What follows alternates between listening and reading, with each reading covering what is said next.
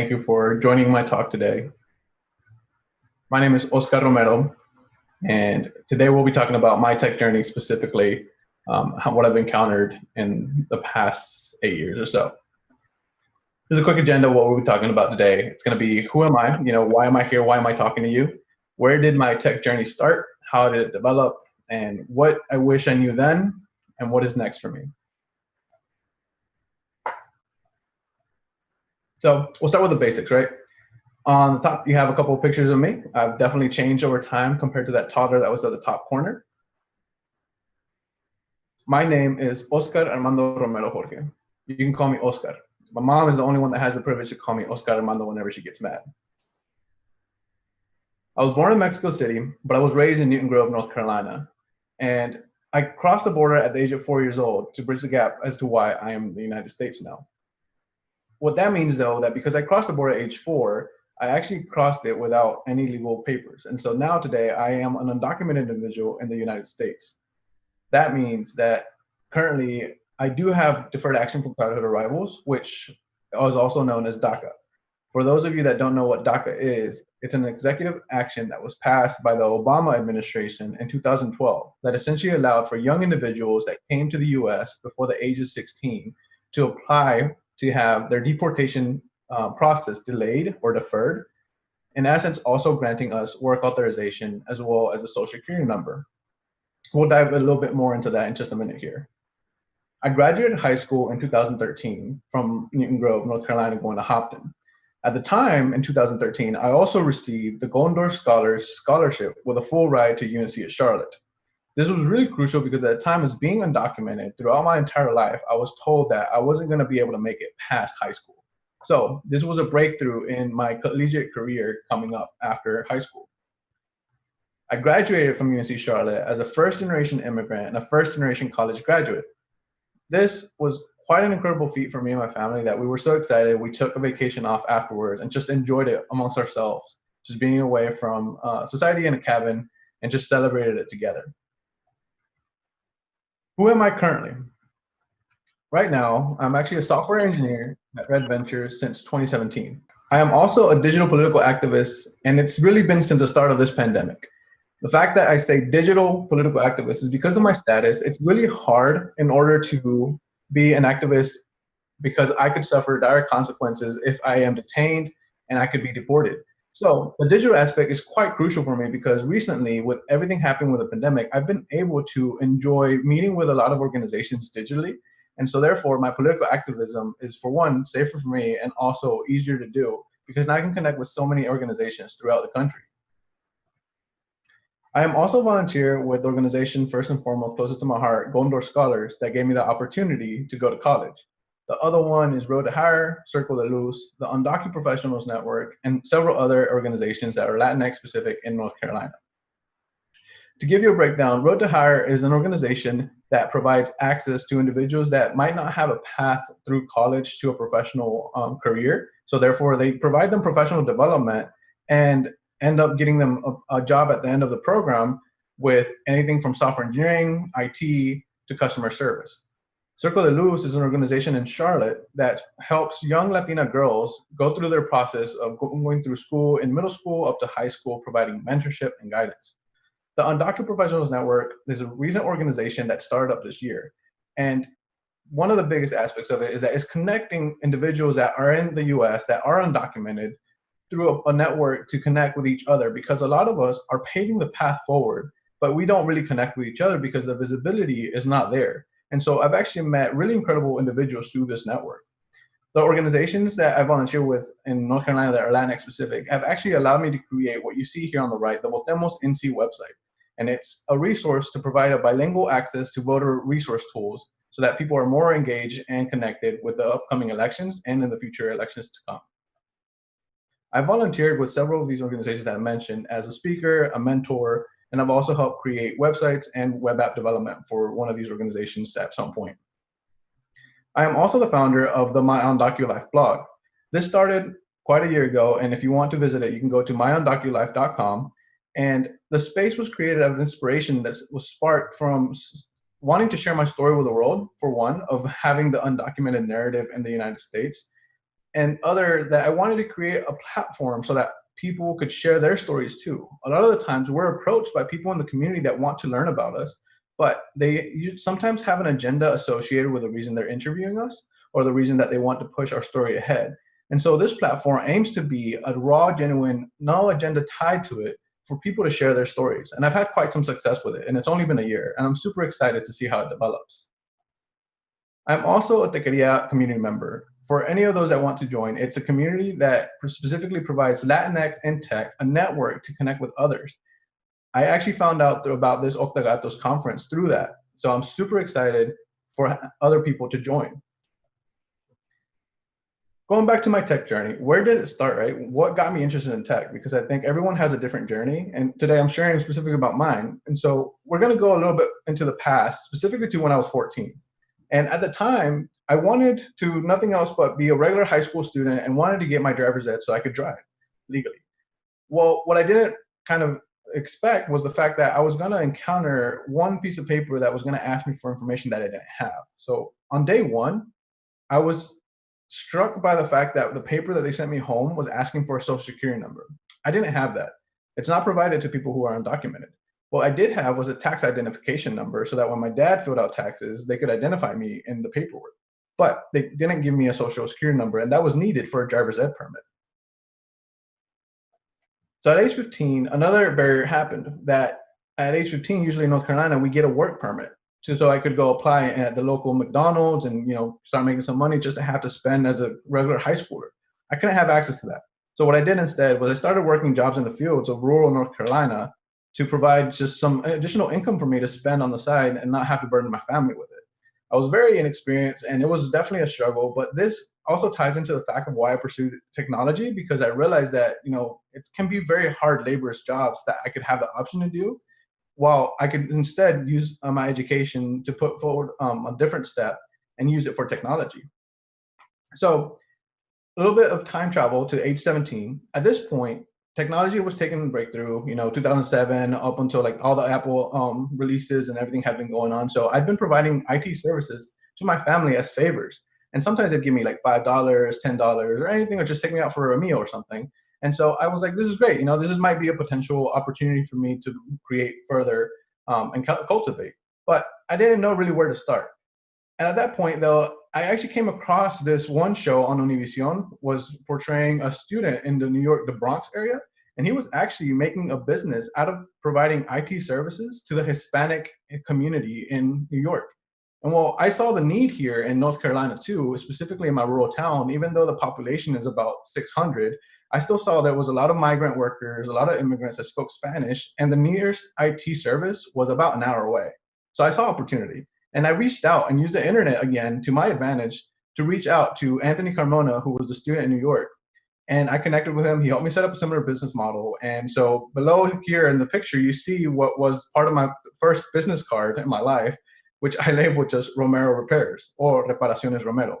I made a couple $100s by reaching out to different individuals in the community that needed tech help, and anything from uploading music to their MP3 players to malware that was on the computers. It was really quite successful, and I made a couple $100s off of it. Now, going into my graduation of high school, and this is 2013. At this point, DACA was passed in 2012, a year earlier, and in 2013 was when I received DACA. And so DACA specifically opened up so many doors for me because now I had work authorization. I could get a driver's license, so I didn't have to ask my dad to drive me everywhere to get, do my business. And I was able to actually get hired on by an actual company.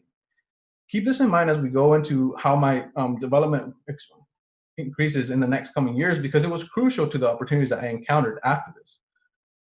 Along with a full ride scholarship that I got from Golden Door Scholars, now I realize, what do I do in college? What has that opened up? Because for DACA recipients that are undocumented, people that are undocumented in the US, we don't have access to federal financial aid.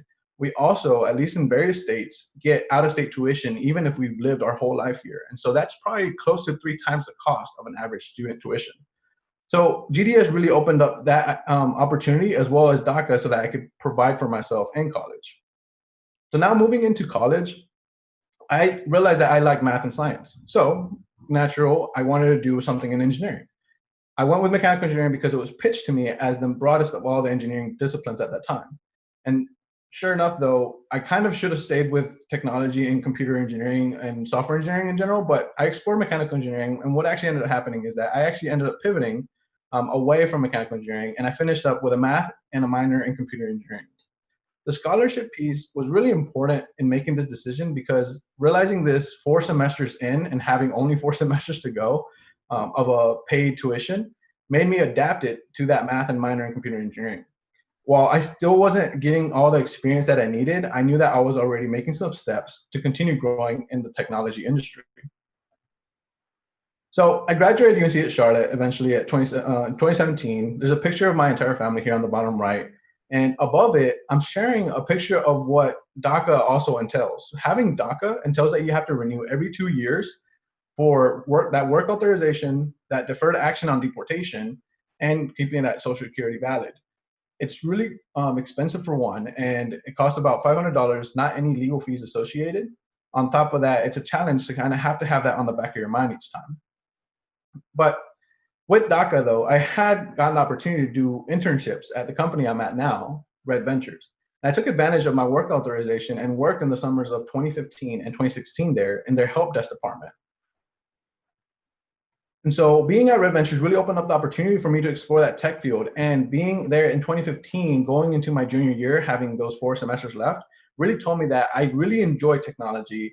It should be something that I want to pursue. And so that pivotal moment also encouraged me to change to that math major and the computer engineering minor.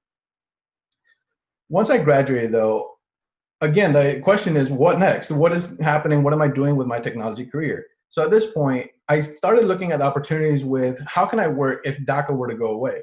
How can I continue to work if that authorization, because it was an executive action, so it can be removed at any given moment. And it actually has been tried to be removed by the Trump administration since 2016, and it's been tried to be rescinded several times. Most recently, it was unsuccessful, but we don't know how long that'll last. It's not a constitutional law, so therefore it's temporary.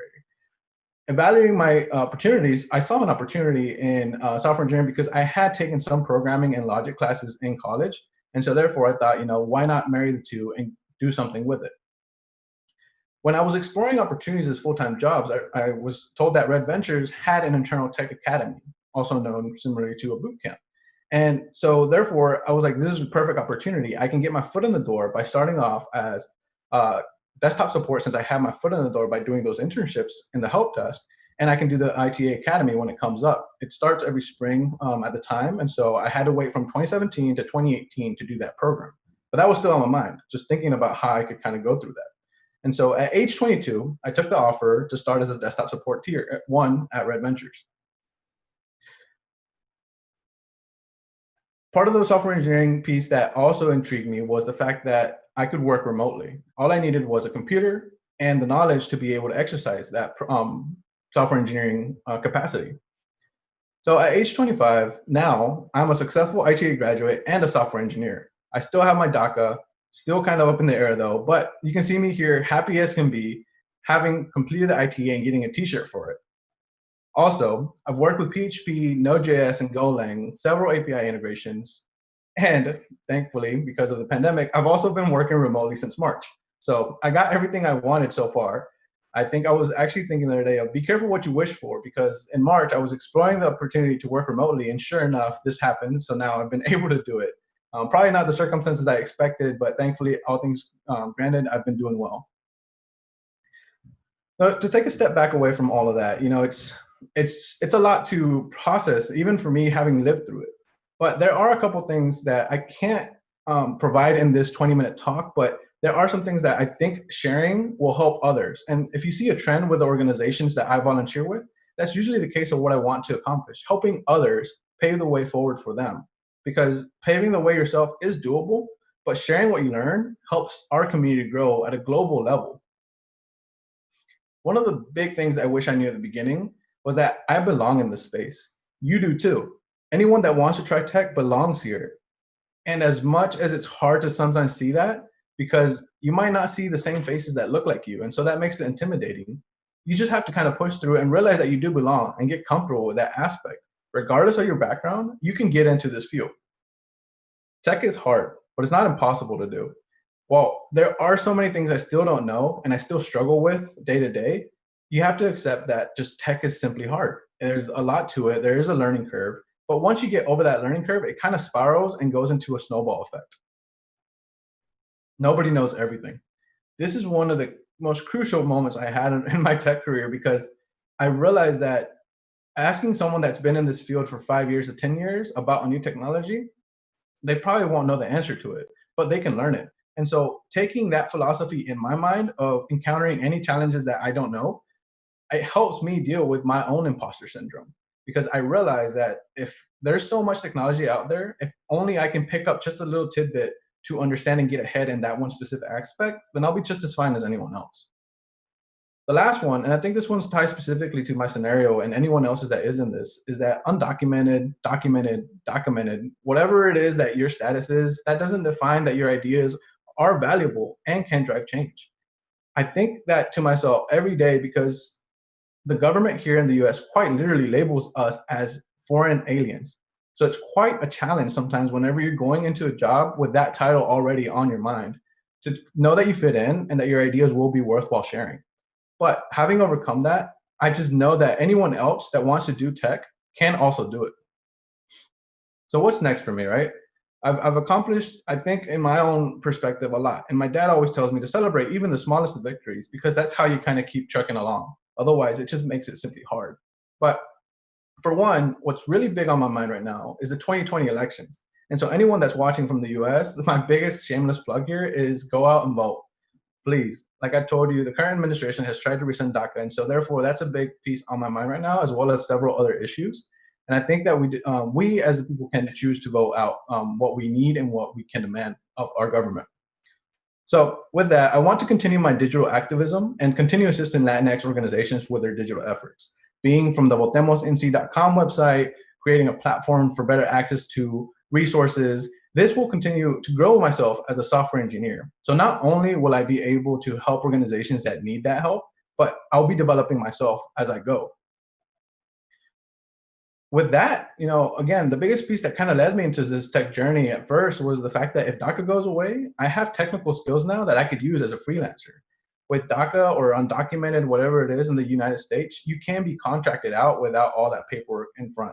And so therefore, that's what I can leverage to my benefit. And also I could potentially go to another country. As long as I have a computer and the knowledge in my head, I can do it. And so if you find yourself in a similar situation that's challenging, and you need to figure out something else, technology might be the path forward if you haven't already done so. In the future, I do see myself hopefully having a full-time job that helps improve the US democracy, or just in general, the opportunity for any country to develop a better system for their people to have a voice, because it's incredible what we can accomplish. And if you saw the quantum computing workshop earlier, then you can see the potential there that we can do just to embed it into our day-to-day lives of what we do with our countries. The biggest one for me right now is better digital voting resources. There's such a lack of people going out to vote, and to think that we have to go in person, do all this, it's such a hassle. I think we can simplify it, and as engineers, our job is to improve on the processes that exist and see what the opportunities are. The biggest other one that's on my mind, and this one, it will be a work in progress, is destigmatizing mental health. It's a big challenge, but I think we can easily provide additional resources that are simply just accessible online. Being an immigrant in a country that labels you as a foreign alien, it's hard to deal with the challenges that come up sometimes of thinking like, all this on top of my mind, and I have to deal with the pains of not being from here, trying to fit in. It can be cumbersome. But I think as we destigmatize it and make it more accessible as if it were just a physical, and make it that normal, then we'll get to a better spot for the entire world. This picture that I'm sharing is of an opportunity that I recently got to share on How Are You Really Doing, with a partnership with United We Dream and Golden Door Scholars to share about how we're doing during this pandemic. Those resources we definitely need to get out to more people.